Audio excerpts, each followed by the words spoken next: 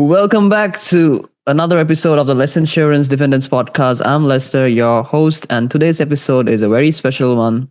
And if you miss the RIDA annual summit this year, don't worry, we got you covered. We're giving you the full breakdown, the insights, the big moments, and the key lessons from more than 4 hours and 15 minutes of content.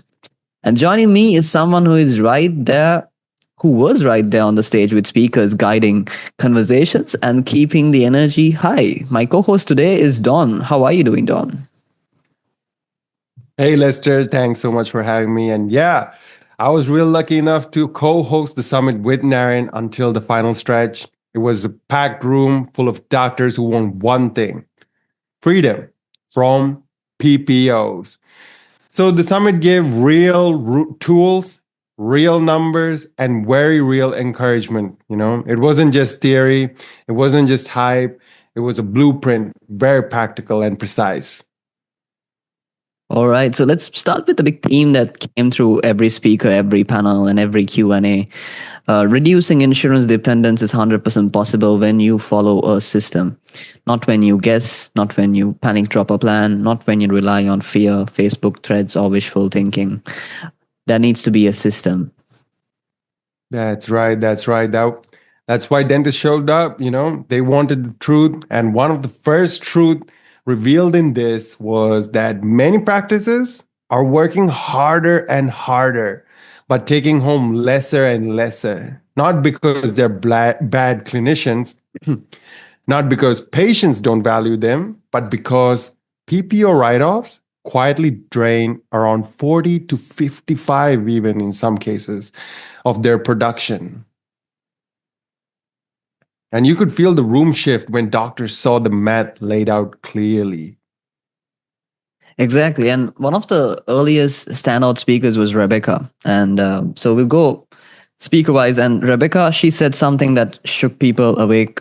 She said, insurance is not your business model, it's a payment option.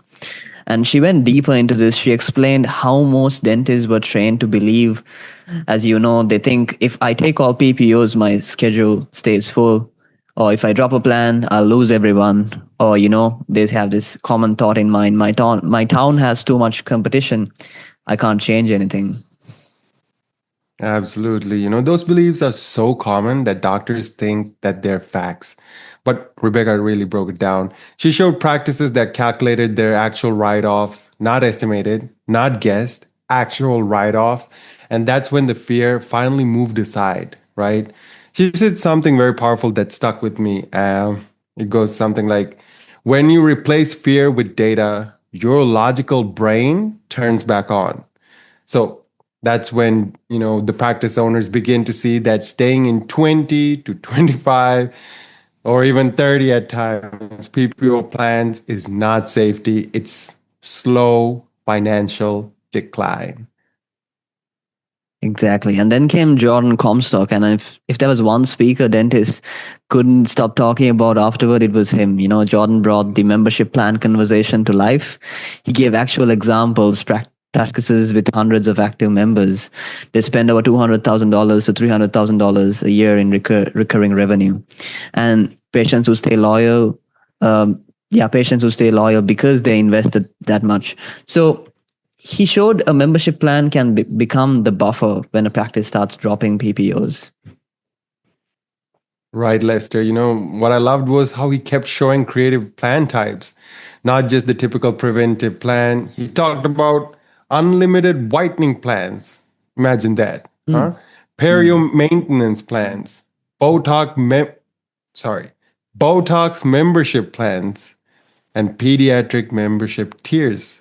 So he explained why all these membership patients buy 2 to 3 times more dentistry because they want to use the benefits they're already paying for.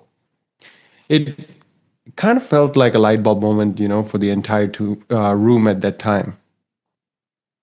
Exactly. And one of the key highlights is the keynote from Gary Taka's was one of the most anticipated sessions. Gary has coached over 400 practices to successfully resign from PPOs. So people were taking notes. The second he started and he listed the five mistakes that derail practices. And the five mistakes go like this. Mistake one is running a transactional practice instead of a relational one. And mistake two is not understanding their PPO data. Mistake three is dropping PPO plans from having a marketing plan before having a marketing plan. And mistake four is undertraining the team. And lastly, it's poor patient communication and messaging. So Gary explained why these are critical mistakes. It isn't about the clinical skill. It's about these mistakes, and there are systems that you could overcome them. Right, right. You know, when he said every dollar of write off is a dollar you paid the insurance company for marketing, the room definitely got a little quiet there. You know, he has helped doctors understand that PPOs are marketing, extremely expensive marketing. And once you stop relying on them, you need to own your engine. But that engine doesn't have to cost anywhere near 45% of your revenue. So it was truly refreshing and grounding. And the next segment was the clinical panel, which was the hidden has that all kill profits. So then we got into this clinical panel, which I think was one of the most underrated portions. Lisa Copeland talked about communication and leadership. She explained how dental teams often unconsciously send mixed signals to patients, especially when a practice is shifting away from PPOs. So she helped the audience see how important team language is at this point of the conversation. Right. You know, and Shams talked about billing inefficiencies that most practices don't even know that they're dealing with. She explained how much time and energy gets wasted chasing claims, appealing denials, resubmitting codes, and managing unpaid insurance balances. You know, the practice owners realized, oh, wow, I didn't just lose money on the write off. I lost more money through the admin time dealing with that claim. Then we heard from Art Wiedemann, the CPA. He showed examples where a practice produced nearly $2 million but collected $1.4 million, not because of anything clinical, but purely due to PPO agreements. It's one thing to know PPOs cost money, it's another to see real numbers from real practices. So these are real life examples from the experts during the summit. And this was the moment many attendees realized this isn't sustainable. I have to make a change. True. So after the operations talk, the summit kind of shifted into the emotional side of reducing PPO dependence, right? Honestly, that Mm. part was powerful because, you know, one speaker explained that when change feels dangerous, the Mhm. brain's fear center takes over. That's when dentist thinks, my patients will leave, you know, my staff won't support Mm. this, right? My schedule will go empty. So when they actually look at the numbers, though, when they calculate the real write offs, admin costs, and collections per hour, the fear quiets down and logic comes back. You could feel the energy in the room shift from fear to clarity with that speech. Yes, and I think the best part was seeing dentists realize that they're not alone. Every dentist in that room was has faced the same fear, and but fear doesn't build a healthy business. Data does. So I think the next segment is where it's about how you're going to explain how data enlighten everyone in the during the RIDA summit. Absolutely. You know, we got into the marketing portion of the summit at that time, and this is where your world came in, Lester. Yeah, this is my favorite part because it clears up so much confusion. If everyone asks, is SEO dead? Will AI replace Google? The answer is simple. Google is still king, and it's not even close. Search behavior is evolving. Yes, AI overviews, AI mode, ChatGPT, Perplexity, and you name it. There's so much of AI engines going and AI taking all over. So they're real, they matter. Patients use them, but Google still drives most of the discovery and most of the new patient calls. And the summit basically taught three key marketing rules. Rule number one, you need to show up everywhere people look, not just Google's classic links, but like Google Maps, AI overviews, AI mode, ChatGPT, and others. And rule number two is success is measured by calls and booked visits, not traffic. And rule number three is a membership plan plus strong visibility creates stability while dropping PPOs. Right. And I love how practical that was. It's not hype, it's not buzzwords. It's just simple actions that truly help a practice gets found. And this is the most important point, chosen, right?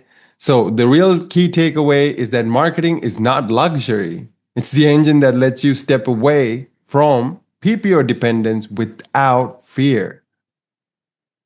Exactly. And the final panel during the summit, after you handed hosting back to Narayan, Don, we heard one of the most important topics, and that's patient communication, which is very important in reducing insurance dependence. So Tessina talked about the mindset shift patients need. She said something like, insurance doesn't determine the care. Your dentist does. Insurance just helps pay for part of it. She broke down how team members should explain benefits, limitations, downgrades, and why insurance policies don't match clinical care. Right. And the funniest moment was when she joked about the insurance company saying, "This service covered, just not on a rainy day." I mean, that was pretty funny. And insurance rules often make no sense, but she brought it Mhm. back to the heart of it. Teams need to guide patients with confidence and kindness. That's what builds trust. That's what keeps patients who want the best care. And that's what helps a practice step away from PPO control. Exactly. And now, what did the summit teach us? Here are the big truths. PPO dependency is not a destiny. Write offs are not just math, they are missed opportunities. Membership programs create stability. Team communication determines patients' trust. Marketing fuels independence. Data replaces fear. And finally, doctors don't have to do it alone. No, they don't. So, this summit truly showed that you don't have to drop all PPOs at once. You don't need to gamble your practice on one big decision. You can do it step by step, guided by data, supported by your team, backed by good marketing, and encouraged by a community that's already done it. That's why events like this matter. Exactly. And if today's episode inspired you or opened your eyes to that what's possible, take the next step. Book a coaching strategy meeting with Gary. If you're looking for mentorship, if you want help reducing PPO dependence and mentorship, you can go to thrivingdentist.com/CSM, or you can book a marketing strategy meeting with our team at Equa. If you want to grow your visibility or, look how well you're doing in terms of your online visibility, create a steady flow of new patients. Is your website working? You can get a full health report by going to lessinsurance.com/marketing strategy meeting. And if you can also get these links from the show notes if you go to lessinsurancedependence.com. And that's basically the the summary of the RIDA summit. Don, any final words? Absolutely, Lester. I mean, this summit was special, right? It was special, Lester. It gave doctors and practice owners real hope and real direction. And I hope this episode did the same for our listeners today. Thank you all for joining us, and we appreciate you. And as always, keep reducing your Keep insurance dependence.